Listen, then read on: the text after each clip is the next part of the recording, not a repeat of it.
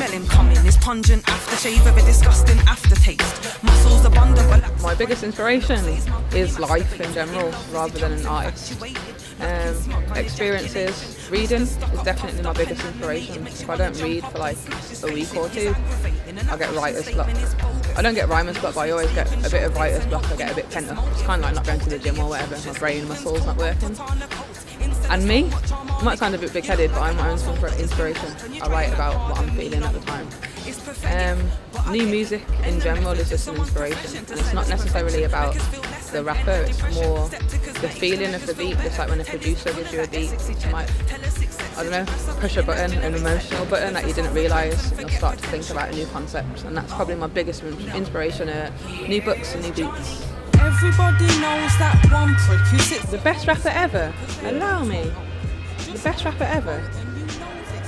Oh wow, my future husband, isn't it? I ain't met him yet. That's a hard one, so. I know that you've not budged but 1 inch on my. Right now, oh, I got caught out, so I ain't been listening to anyone but myself. Not in a big-headed way, but I'm trying to write in it. Best UK rapper. People are going to be annoyed, but I'm really enjoying Loyal Kana. Like, I'm enjoying the couch vibes, the humbleness, yeah, Loyal Kana, I'm confident saying it as well. Bad man. So, if you don't, then I quote, no. Oh, I definitely want to do a track with Chester P.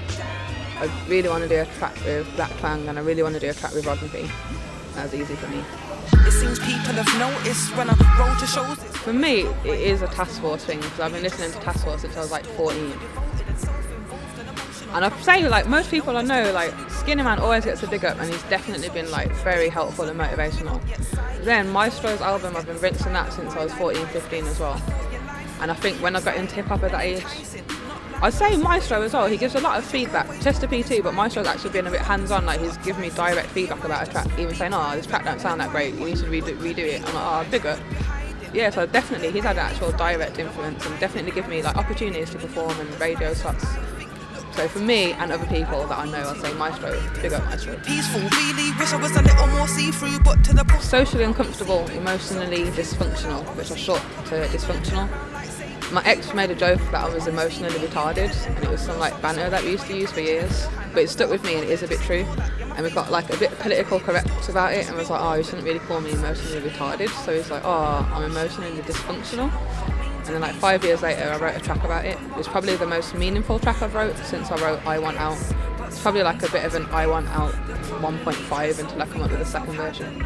It's just the most meaningful. It got a lot off my chest as well. It made me a little bit less of a bitter bitch after I wrote it. Put a smile on my face. Words let you directly transport your mind's thoughts to the. It was really like quite an honour to do a track with Life MC, because like I said, I've been listening to My Life Cypher since I was real young. So that was awesome.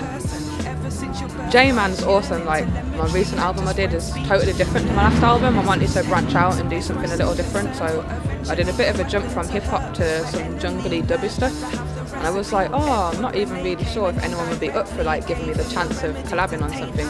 But J-Man was like, oh no, I reckon you can back a bit of jungle. And when I sent him the track, he was like, yeah, that sounds good. So that was like, that definitely gave me like quite a bit of hunger to stick with that dubby kind of feeling I was thinking. And then after that, Inja like duppied the next verse on another track. Like, it's epic. That track's called Idol Scam, and people need to look out for that. It's coming out soon.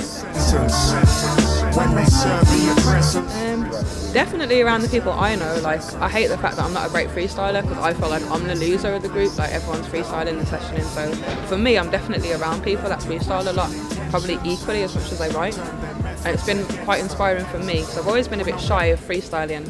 Not even of making mistakes. For me, it's like you're sharing your suppressed thoughts, and I'm a bit anxious about doing that. Like, people know me through music as Oracy, and they know sides of me that I choose to share, but not many people really know me, like niche me. So when I say things, I'm like, oh crap, I didn't want to share that with everyone. But after I've got that out of the way and I think, oh whatever, people might think I'm joking, and I'll brush it off.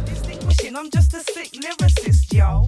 Oracy means the ability to express oneself fluently and grammatically in speech.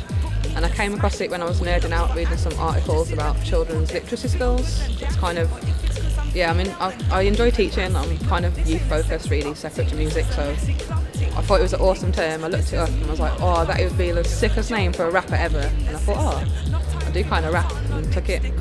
I think it's the best rapper name ever as well, I'm not gonna lie. Big up Oracy. Sick.